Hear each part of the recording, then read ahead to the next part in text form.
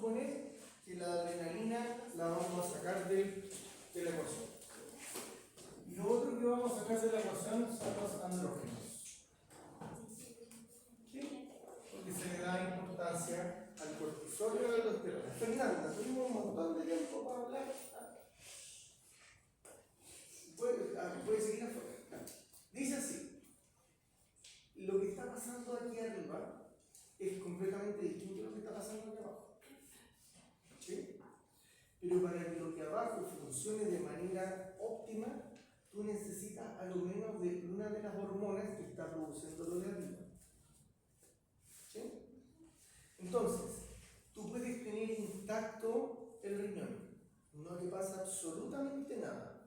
Pero resulta que empezaron a inflamar y a alterar esto hasta tal punto que la glándula dijo: ¿sabes que yo ya no puedo más? No puedo seguir produciendo ni cortisol ni aldosterona. ¿Ya? He tenido un problema endocrino. Entonces, el problema endocrino que se está manifestando aquí es que tú dejaste de producir dos hormonas. Una de las cuales va directamente a actuar en esta zona del riñón y en esta otra. ¿Y qué pasa en el resto? No pasa nada.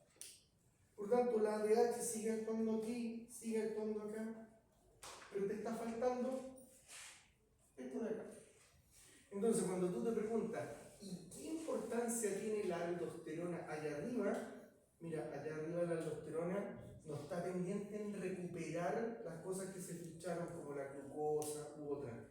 Allá está pendiente de producir bicarbonato. Por tanto, el riñón deja de producir bicarbonato. Tú dejas de producir bicarbonato y se te disparan los protones en el plasma. Y que haya más protones en el plasma quiere decir que va a tener más acidez. Y eso no está bien. ¿El riñón está funcionando bien? Tú dices, no, primero no está produciendo bicarbonato. Ya, pues es que esta persona la vamos a controlar con un suero. Un suero que tenga bicarbonato. Ah, listo, comprendo. Oye, ¿y qué pasa si damos más bicarbonato de lo normal? No importa, va a flichar y el exceso de bicarbonato se va a ir por la orina. Ya, pero resulta que tú acá también tienes una participación de la aldosterona. La aldosterona acá está haciendo que este sodio, no este, no el que se recupere acá, no, este no se recupere. Pero no solamente no se va a recuperar, sino que no se va a eliminar ni este otro. Por tanto, tú te vas a acumular en sangre mayor cantidad de protones, mayor cantidad de potasio, pero no vas a ser capaz de recuperar el sodio. Por lo tanto, sistemáticamente se te va a ir el agua y tu presión arterial va a ser muy baja. Entonces se va a activar todo este eje renina-angiotensina-aldosterona hasta cuando venga la angiotensina 2 acá y la glándula va a decir: oye, tú insistes en querer que yo trabaje, si yo estoy inflamada, estoy enferma, no voy a producir esto. Todo lo demás va a pasar, sí, pero esto no va a pasar y por lo tanto tú sigues teniendo el problema. ¿Sí? Al revés. La glándula está funcionando bien, pero el riñón ya no tiene nefrones, no funciona. Entonces tú dices, esta cuestión es más grave, ¿por qué? Porque estos de están encargados de producir eritropoyetina, vitamina y renina. Así que no van a producir renina, por lo tanto el eje renina-angiotensina-aldosterona no va a estar bien. Entonces uno dice, hoy nos va a bajar la presión, quédate tranquila, ¿por qué? Porque como no filtramos y no perdemos agua, toda el agua que tú consumas, todo el sodio que comas en exceso, todo no lo vas a poder eliminar por la orina. Por lo tanto, todo empieza a aumentar. Menos lo que produce el riñón. ¿Y qué otra cosa produce el riñón? Bicarbonato. Pero usted me acaba de decir que el bicarbonato depende de la aldosterona. Sí, pero ahora hay aldosterona, pero no está el lugar donde la aldosterona ejerce las acciones para producir bicarbonato. Por lo tanto, la insuficiencia renal tiene algunas cosas que son compartidas con la insuficiencia de la glándula, pero hay otras cosas que son dramáticamente distintas, como por ejemplo, toda la urea que se está produciendo en el cuerpo, tú no la vas a poder eliminar, porque para poder eliminar la urea tienes que producir orina. ¿Y quién produce la orina? el riñón. Y si el riñón ya no funciona, tú no produces orina. Tienes que dializarte. Hacer una diálisis es un procedimiento en el cual una máquina entra en contacto con la sangre para sacarle lo que habitualmente le sacaba el riñón. ¿Mediante qué procedimiento? Mediante la filtración, la secreción y la reabsorción, y nos producía una orina. Pero esta orina que se está produciendo depende a su vez de hormonas que otros órganos estén produciendo. En este caso, el otro órgano es la glándula suprarrenal y el cerebro, porque el cerebro también actúa produciendo ADH. Y la ADH actúa en el asa ascendente de Hendle, actúa en el túbulo colector al inicio y en el túbulo colector al término. Por lo tanto, si tú no tienes esta estructura, ¿qué me importa a mí tener ADH si el ADH no va a poder recuperar agua, no va a poder recuperar urea, no va a poder recuperar sodio? Pero ¿para qué las queréis recuperar si el riñón ya no funciona? Porque cuando yo digo recuperar, es una recuperación controlada. Esto está regulado por la hormona. ¿Sí? Entonces son dos niveles distintos. Tú necesitas la máquina, sí, pero la máquina necesita adicionalmente algo de afuera. Ese algo de afuera hace que la máquina funcione bien. Si ese algo de afuera no está, aunque la máquina parezca que está bien perfecta, pulida, excelente, no va a funcionar de la manera que se requiere. ¿Sí? Entonces, no es lo mismo hablar de insuficiencia de la glándula suprarrenal que hablar de insuficiencia del riñón. Lo que hace la glándula es distinto a lo que hace el riñón, pero particularmente con la aldosterona, una glándula hace que el riñón funcione de mejor manera, tanto en el túbulo proximal como en el túbulo colector. ¿Sí? Oye, ¿alguien más? Antes de borrar aquí o pasar a otro tema que sea más de interés de alguien. ¿Está bien logrado esto? Dentro de lo que se puede. Entonces ya vimos las dos desarrollos extensos. Vimos las dos desarrollos extensos. Y vimos la del desarrollo breve.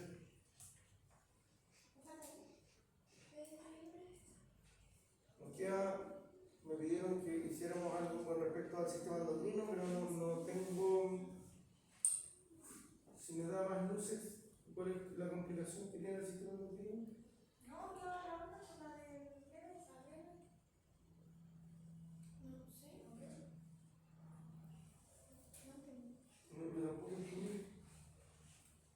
¿Que falta una del breve? Sí, es cierto. Esa podríamos verlo. Esa. Pues ya, ¿cuál falta?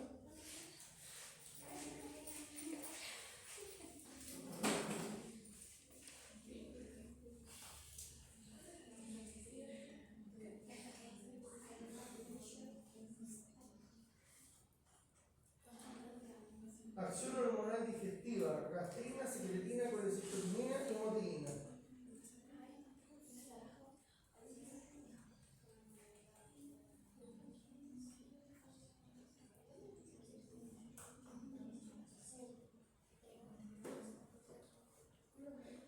¿Vimos la gastrina? ¿La colecistoquinina? Ah, esa sí. Me acuerdo si CCK, colecistoquinina. Iba a ser la gastrina, aumenta la secreción ácida. ¿Qué hacía la colecistoquinina? Apretaba la vesícula. La secretina aumentaba el páncreas, el jugo pancreático, y la morfina aumenta la motilidad del plexo mioentérico.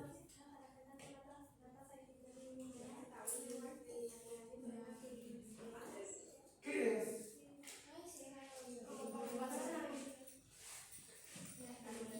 Esto de aquí es filtración. La filtración solamente ocurre en el glomérulo. ¿Sí? Entonces, hay una cuestión que uno dice, a mí me gustaría saber cuál es la eficiencia de la filtración. Entonces, yo quiero elegir el clearance de algo. Entonces tú dices, el clearance ¿de qué?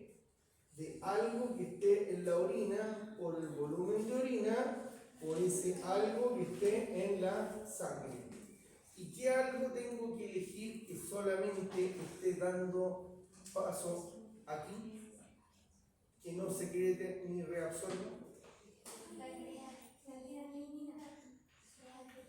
La creatinina.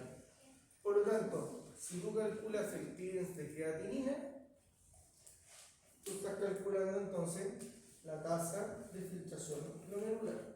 ¿Y cuánto debería ser óptimamente esto? 120 ml por minuto. ¿Y qué pasa si tú tienes un valor que es menor a 120 ml por minuto? Quiere decir que tú no estás filtrando tan eficientemente por los glomérulos. ¿Sí? Esto también lo alcanzamos a ver ayer, ¿no? Vimos que había una formulita, ¿eh? Que era la multiplicación de dos cosas arriba y algo en el denominador. Y esta CL, pues no me voy a colocar que esto es cloruro, esto es clearance. Y el concepto de clearance es depuración. ¿Qué tan eficiente un órgano puede sacar una partícula de la sangre, considerando que nosotros entramos con una arteria y salimos con una vena? Por lo tanto, la creatinina que hay en la arteria que entra tiene que ser distinta de la creatinina que hay en la vena que sale. Si es la misma, quiere decir que el riñón no está siendo capaz de extraer la creatinina. Y como la creatinina solo filtra, ¿qué tendríamos que sacar en conclusión? Que no están filtrando los glomérulos. ¿Sí? ¿Tienes de albúmina? ¿Cuánto debería marcar? ¿Y el tienes de glucosa? 0. Pero atención, por mecanismos distintos, porque la albúmina no filtra, pero la glucosa sí. Pero se reabsorbe completamente en condiciones normales. Y eso va a cambiar de acuerdo a la cantidad de glucosa que tenga en la sangre. Porque tiene más glucosa, filtra más. ¿Qué más podría filtrar y excretar? ¿Era solo la creatinina? Solo creatinina y una partícula que se puede inyectar que se llama inulina. Aparece por ahí, clearance de inulina. Entonces, ¿en qué consiste eso? Inyectan inulina. La inulina no se va a ninguna parte del cuerpo, solamente permanece en la sangre. Y una vez que pasa por el riñón, solo filtra. Por lo tanto, en el momento en que te inyectan la inulina, pasan 24 horas, reciben la orina de 24 horas, que tiene el volumen de orina. A ese litro o 2 litros de orina, te calculas la inulina y en el momento de las 24 horas, tomas una muestra de sangre para ver la cantidad de inulina. Entonces uno dice, ¿la inulina estaría cumpliendo el mismo rol que la creatinina? Sí. ¿Y es más costoso? Sí. Entonces, ¿por qué no solamente medimos creatinina? Así que en la clínica les van a hablar de clínicas de creatinina y no de inulina. Profe, ¿cuál era el que hace como más procesos de filtrada? Urea. La urea. La urea filtra, reabsorbe, secreta y reabsorbe. ¿Sí? ¿Y excreta o no excreta? Sí. Todo lo que aparezca en la orina final, excreto. ¿Sí? ¿Perdón? Tasa de filtración glomerular. La tasa de filtración glomerular de la creatinina coincide con el clearance de creatinina.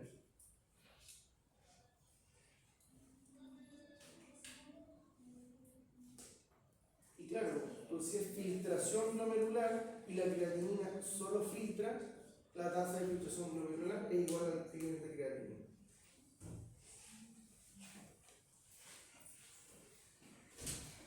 ¿Qué más de acá?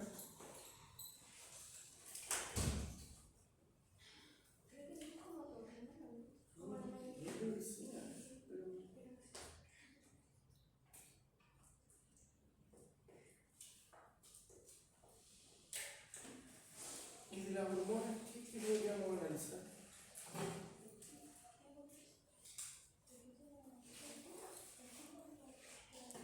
Se puede borrar ya, ¿no?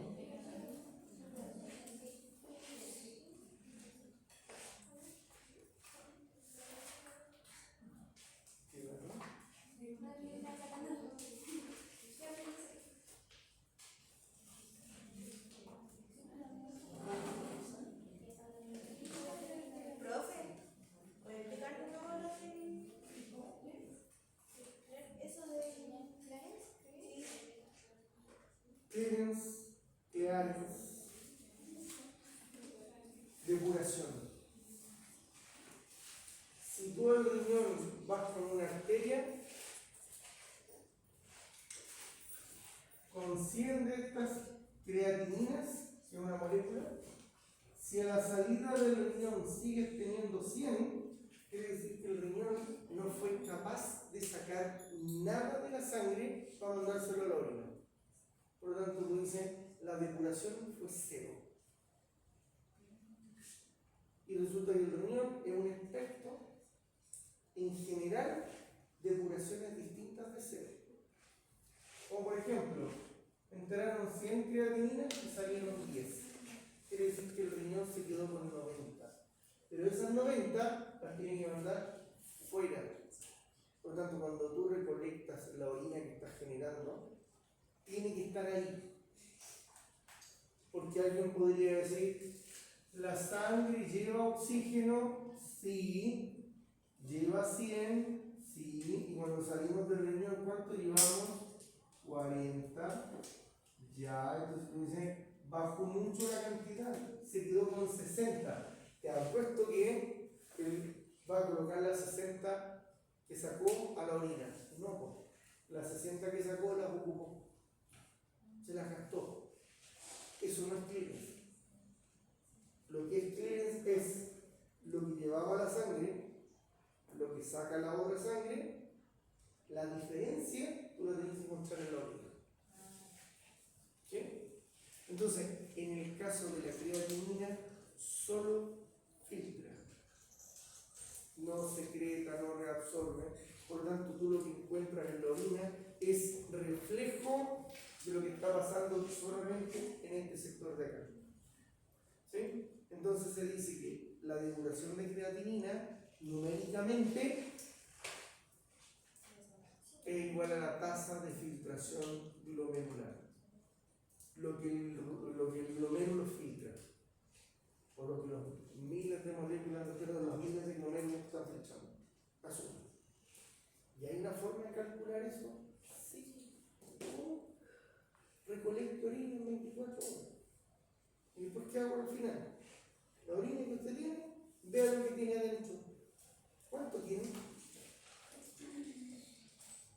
Y en ese momento, toma una muestra de sangre para ver cuánto es la cantidad de sangre que tiene esa partícula de la sangre.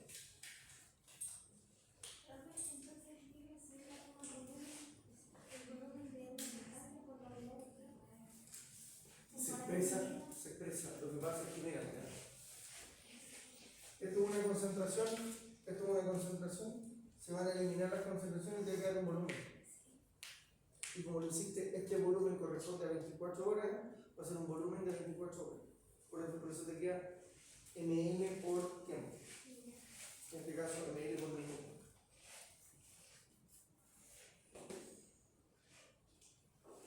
¿Qué otra cosa?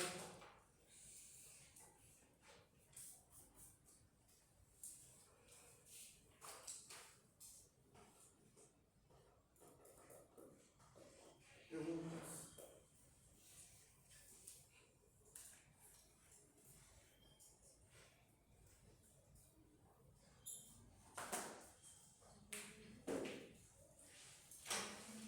Se entendió también que para regular el pH de la sangre necesitamos del pulmón y del riñón, pero no solamente del riñón, sino también de la glándula, porque para que el riñón regule el pH necesita de aldosterona. ¿Sí?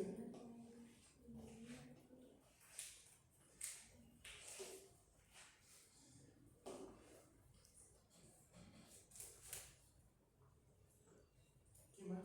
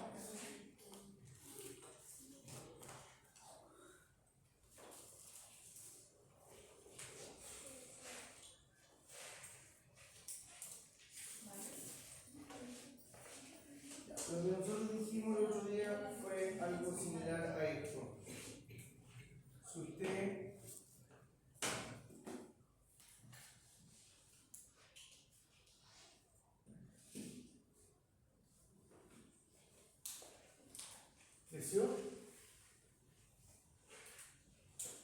Usted necesita que sobre su organismo estén ocurriendo estímulos hormonales. ¿Sí?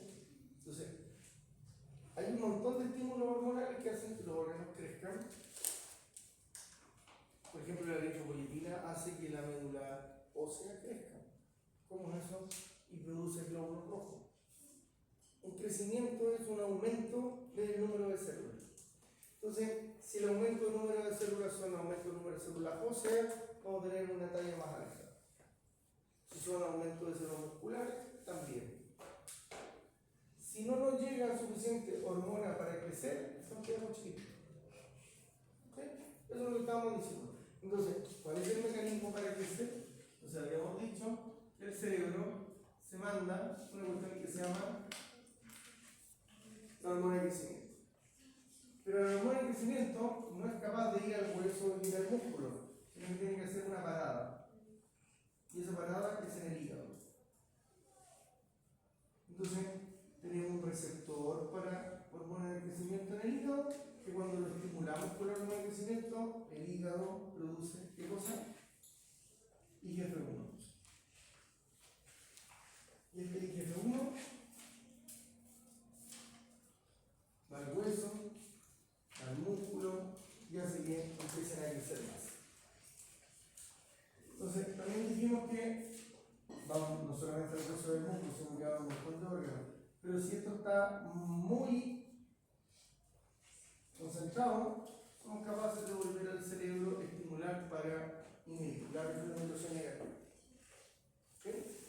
Entonces, ¿habrá algún estímulo que haga que el cerebro, así como tiene una retroalimentación negativa, aquí, tenga un estímulo? Entonces dijimos que sí, que era la grelina.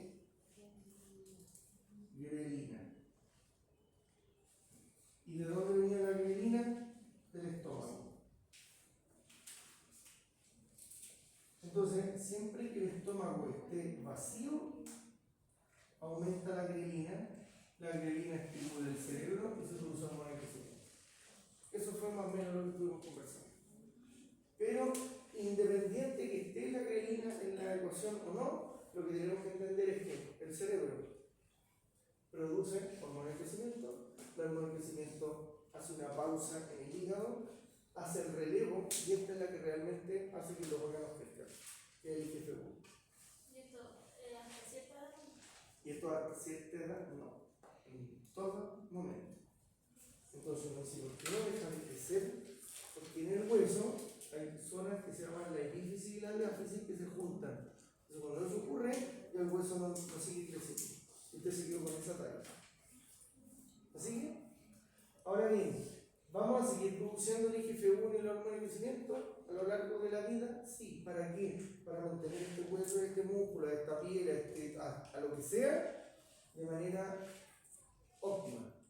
Entonces, una de las teorías del envejecimiento nos dice, mire, a medida que usted se está volviendo más viejito, el cerebro va a producir cada vez menos hormonas de crecimiento. Y esto hace que el hígado produzca menos IGF-1. Y usted, como tiene menos IGF-1, el resto de los tejidos va a tener un estímulo menos. Y ya no va a estar tan reluciente, joven y óptimo. Entonces, teoría del envejecimiento, el cerebro deja de producir hormonas de crecimiento. ¿Sí? Esa fue una de las cosas que estuvimos conversando. La otra que estuvimos conversando fue con la tiroides. Ya habíamos dicho que la glándula tiroides fabricaba hormonas tiroideas para el futuro. Lo hacía con una proteína que se llamaba tiroglobulina. Pero cuando la señal del cerebro llegaba a la glándula tiroides, rompíamos la tiroglobulina, pero nos quedábamos con el MIT y el DIT, que estaban diapares. Así que si tú tenías un MIT y un DIT, después de que se rompe la tiroglobulina, te quedas con un T3. Y si te quedas con un DIT y un DIT, te quedas con un T4. T4 no tiene actividad biológica, tiene que activarse in situ. En el órgano que va a recibir la hormona, tiene que ser capaz de sacarle un yodo para que el T4 dentro se transforme en T3. Y recién ahí tenemos actividad biológica. ¿Y cuál de las dos se produce más? T4. Y esa es la que no tiene actividad biológica. ¿Sí? Es como que ya la glándula estuviera pensando, voy a producir para que en el órgano mismo se activen las cosas.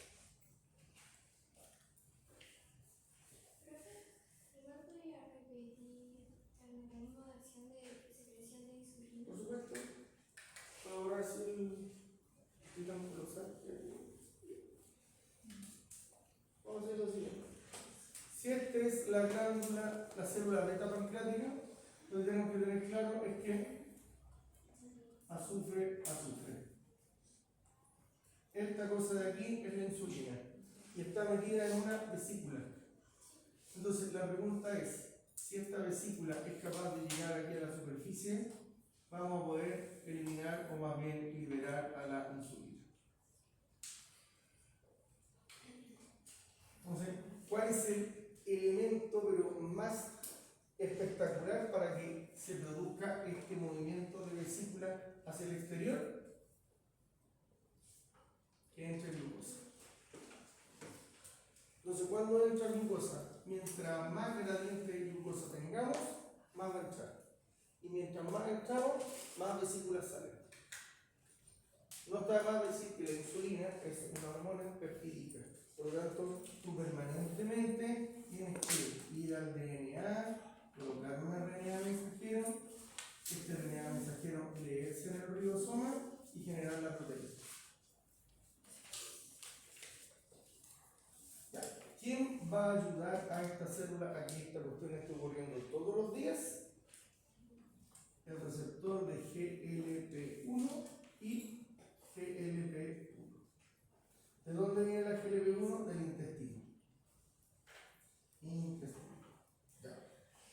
Por lo tanto, indirectamente la GLP1 también está ayudando a que se libere la vesícula. ¿Por qué? Porque ya está ayudando a que esta cuestión se produzca. Por lo tanto, el GLP1, ya habíamos dicho que el Ozempic es parecido al GLP1. Entonces, si nos inyectamos Ozempic, vamos a estimular a que se produzca más insulina. ¿Sí? Ya, ¿y esto era todo? No. Había dos cosas adicionales. ¿Cuáles son esas cosas adicionales? Un receptor adrenérgico y un receptor muscarínico. Los receptores adrenérgicos reciben a la noradrenalina y si tú estimulas acá, vamos a tratar de que no se libere el gránulo con insulina. Pero si por el contrario, tú te ves para el otro lado, nos encontramos con que aquí hay un receptor muscarínico que se activa con acetilcolina. Y si esto es cierto, vamos a tratar de que la vesícula se libere. Entonces, el parasimpático fomenta la liberación de insulina y el simpático inhibe la liberación de insulina. Pues cuando uno está estresado, no debiera hacer mucho caso a los exámenes de glicemia. ¿Por qué? Porque si estás estresado, no va a salir insulina y tu glucosa en sangre, si es que estáis comiendo regularmente, va a estar alta. No sé. Estímulos que permiten que la vesícula tenga exocitosis. La primera, como lo mencioné, el exceso de la glucosa en sangre. Ahí está. Es como la más potente. Aquí. Y la segunda, aminoácido en sangre. Ya aquí este otro aminoácido en sangre que estimula el receptor. GLP1 y Aquí abajo. parasimpático. Ahí está. Parasimpático y GLP1. Pero el foco es como por separado o como que me Este es el más potente. Aquí es el primero. Sin embargo, este de aquí es a corto plazo, porque se supone que ya está todo predicho. Pero para que la gente esté lista y tú llegues y lo pases bien, tuvo este de acá haber hecho la pega primero. Entonces se dice que este es como a largo plazo y este es a corto plazo. La noradrenalina era del simpático. Del simpático. Y la acetilcolina del parasimpático.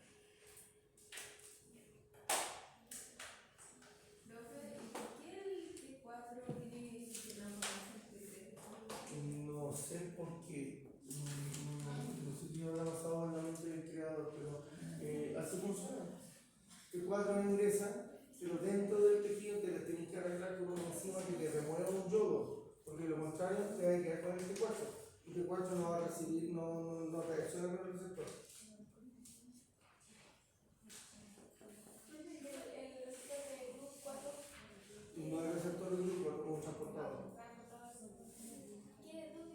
en una vesícula. Veamos una célula otra. Si esto es una célula muscular, tú tienes los GLUT4 aquí adentro, en una vesícula. Entonces esta célula aquí tiene los sarcómeros, pero también tiene esta vesícula.